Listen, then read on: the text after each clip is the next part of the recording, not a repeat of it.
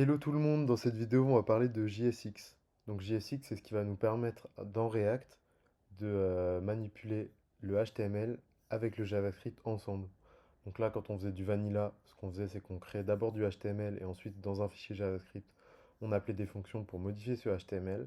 Et là grâce à JSX en fait on va pouvoir directement intégrer des variables JavaScript dans notre HTML. Donc ensuite, je vais vous expliquer un petit peu euh, comment on va pouvoir intégrer ces variables. Donc on pourra les intégrer aussi bien en enfant d'un élément HTML, mais aussi dans un attribut. Ensuite, je vais vous montrer que ça reste juste du JavaScript, c'est-à-dire que dans les accolades du JSX, on pourra aussi bien appeler des fonctions, faire de la concaténation, faire n'importe quelle opération. Et pour finir, je vous montrerai comment utiliser la fonction map afin de pouvoir répéter des éléments HTML dans le JSX directement. Donc par exemple à partir d'un tableau JavaScript, comment on va pouvoir utiliser map pour créer plein de divs d'un seul coup. Maintenant qu'on a une base simple sur laquelle partir, on va voir concrètement React qu'est-ce que ça apporte par rapport à faire juste du JavaScript. Donc globalement React, l'idée c'est qu'on va pouvoir créer ce qu'on appelle des components. C'est des fonctions qui ne sont pas des simples fonctions JavaScript, mais c'est des fonctions qui sont capables de retourner du HTML. Donc ce HTML, on appelle ça du JSX parce que c'est un HTML un petit peu modifié qui va pouvoir communiquer directement avec du JavaScript. Donc je vais vous montrer un exemple très très simple. Par exemple, on va pouvoir créer une variable ici. Euh, et dans cette variable-là, on va pouvoir lui donner une valeur.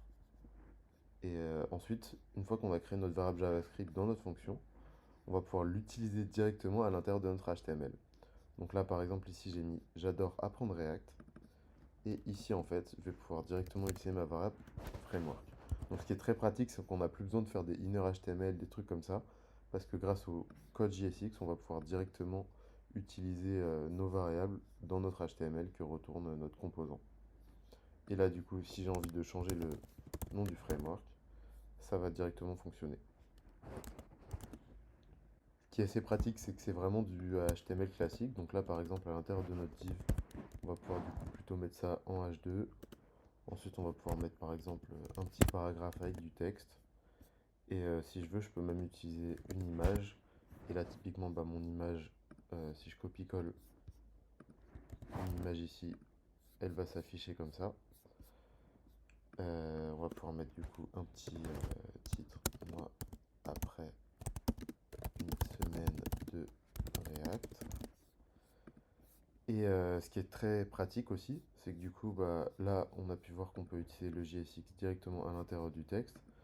Mais on peut très bien aussi créer une variable, par exemple pour notre source de notre image. Et en fait, ce qui va être pratique, c'est que ici directement, je vais pouvoir référencer dans l'attribut directement ma variable. Du coup, ce qui est très pratique avec le JSX, c'est que en gros, ce qu'on peut mettre entre les accolades, c'est n'importe quel code JavaScript qui va être valide. Donc là, par exemple, ici, on avait mis la variable framework, mais je pourrais très bien faire .to uppercase pour afficher la string en majuscule. Ou je pourrais très bien aussi ajouter une concaténation avec une variable en plus, une string en plus par exemple. Ou je pourrais même par exemple faire un calcul, comme ceci. Donc voilà, ce qui est important de comprendre, c'est que vraiment, ce qu'on va mettre entre les accolades, c'est du code JavaScript valide qui retourne une valeur. Donc il y a une dernière chose que j'aimerais bien vous montrer avec le JSX, c'est comment faire pour retourner plus qu'un seul élément HTML dans un composant. Donc là, on peut voir qu'en fait, on retourne une div. Donc là, si je la ferme, on voit bien qu'il y a une div dans laquelle il y a un H2, un P, un H3 et une image. Mais concrètement, on retourne bien un seul élément. Du coup, si je fais inspecter l'élément pour voir ce qu'on a directement dans notre HTML ici, on peut voir qu'on a notre div root dans laquelle on a notre div et ensuite on a notre H2, notre P, etc. etc. Sauf que des fois, ça peut être pratique de retourner directement du coup plusieurs éléments pour pas avoir besoin d'avoir une div en plus dans notre élément. Donc comment on va faire ça? On pourrait se dire tout simplement qu'on supprime la div, sauf que si je fais ça, ah bah je vais voir que j'ai une erreur. Pourquoi? Parce qu'en fait du coup, on retourne effectivement plus qu'un seul élément, et ça c'est pas quelque chose qui est possible en React. Sauf que ce qui est intéressant, c'est que là l'erreur qu'il va nous donner, donc là je vais dézoomer un petit peu pour qu'on puisse mieux la lire. c'est la solution en fait au problème. Donc en gros, quand on veut retourner plus qu'un seul élément, on va utiliser ce qu'on appelle un JSX fragment qui va permettre de retourner un élément vide et du coup ça va permettre de retourner plusieurs éléments en même temps. Donc pour faire ça, je vais tout simplement mettre un élément vide au début de mon composant et le fermer à la fin. Donc là en faisant ça, c'est exactement la même chose que ce qu'on avait fait avec la div tout à l'heure, sauf que du coup bah, ça permet que le H2, le P, le H3 et l'image soient directement dans la div root et qu'il n'y ait pas besoin d'utiliser une div intermédiaire. Maintenant que vous savez utiliser le JSX pour intégrer des variables directement dans le HTML de votre composant, je vais vous montrer une petite technique qui va permettre en fait de parcourir un tableau en JSX pour répéter un élément plusieurs fois à partir des données de ce tableau. Donc pour ça, on va simplifier notre code et on va mettre les différentes choses qu'on va apprendre en React sous la forme d'un tableau. Donc par exemple, on va créer un tableau qu'on va appeler steps et on va mettre par exemple euh, installation, installation, structure. Et là du coup, ce qu'on a vu c'est JSX. Ensuite, ce qu'on va pouvoir voir c'est map. Et ensuite d'autres concepts comme useState par exemple. Donc là, on a un tableau de données en JavaScript, donc un tableau de string. Et du coup, bah, si on voulait les écrire, on pourrait par exemple créer une liste avec des LI de cette manière-là. Donc là, je pourrais mettre installation, puis ensuite je pourrais mettre structure, puis ensuite je pourrais mettre JSX, etc., etc. Sauf que le problème, c'est que ça peut être un petit peu pénible de le faire pour chaque élément. Ce qui serait bien, c'est d'avoir un système pour répéter automatiquement. Donc comme vous avez déjà vu les boucles en JavaScript, en React, en fait, ce qu'on va faire, vu qu'on a besoin de retourner une valeur, on va utiliser la fonction map pour nous permettre en fait de retourner chacun des éléments en fonction de chaque valeur de notre tableau. Donc comment on va faire ça? Donc là, l'élément qu'on veut répéter, c'est le LI. Donc du coup, ce que je vais faire, c'est qu'à l'intérieur du OL, je vais ouvrir des accolades, je vais prendre du coup mon tableau et je vais appeler dessus la méthode map. Donc map, ça va permettre en fait d'itérer sur chaque élément du tableau. Et du coup, pour chacun des éléments, donc là mon élément par exemple, ça, je vais l'appeler step. Ce que je vais faire, c'est que je vais appeler une fonction. Donc là, je vais mettre une fonction fléchée. Et cette fonction fléchée, ce qu'elle va faire, c'est qu'elle va retourner l'élément affiché. Donc là, par exemple, je pourrais juste retourner un LI comme ceci avec marqué item.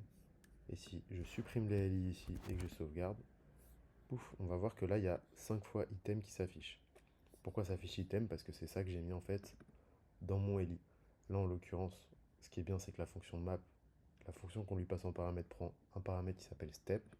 Et du coup, en fait, step, ça va correspondre à l'élément qu'on est en train de visualiser. Donc, par exemple, la première fois, ça va être installation, structure, JSX, map et useState. Donc, du coup, ici, si à l'intérieur de mon LI, j'utilise directement, comme ceci, la valeur que j'ai du tableau, bah, c'est exactement cette valeur-là qui va s'afficher. Ce qui est assez pratique, c'est que si par exemple maintenant je veux rajouter en plus un bouton pour dire que je l'ai validé, une checkbox par exemple, je vais pouvoir faire input type checkbox. Et là en fait ce qui est intéressant, c'est que directement dans mon élément, pouf, je vais avoir ma petite checkbox qui va se rajouter. Donc c'est ça qui est pratique avec Map, c'est que ça va nous permettre de créer l'élément comme on a envie de le faire en fonction de chaque valeur de notre tableau. Alors là, pour l'instant, on a fait juste un tableau de string, mais ça marcherait très bien avec par exemple un tableau plus compliqué comme un tableau d'objets. Donc là, si par exemple je prends chacun de mes éléments ici, hop, on va aller à la ligne comme ceci, et du coup on va complexifier un petit peu notre tableau. On va du coup par exemple donner un champ qui va être le titre de la step, donc on va mettre title comme ceci.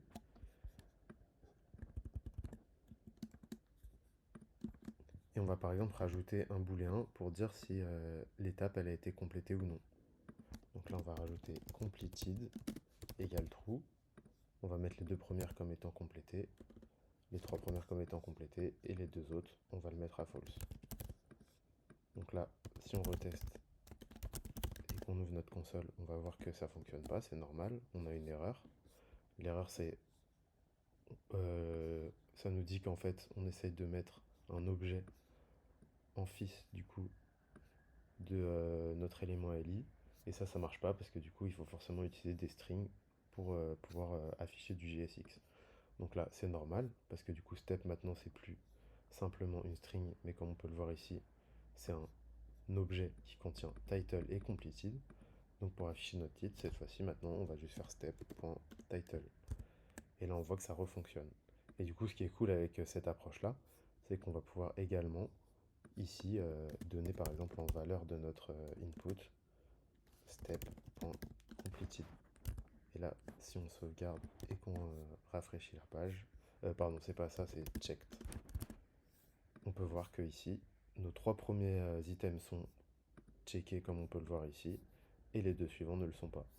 Donc là, on peut voir que même si notre code fonctionne correctement et que du coup notre, euh, notre HTML prend bien en compte le titre et la valeur complétive ou non, on a quand même une erreur qui reste dans la console qui dit each child in a list should have a unique key prop.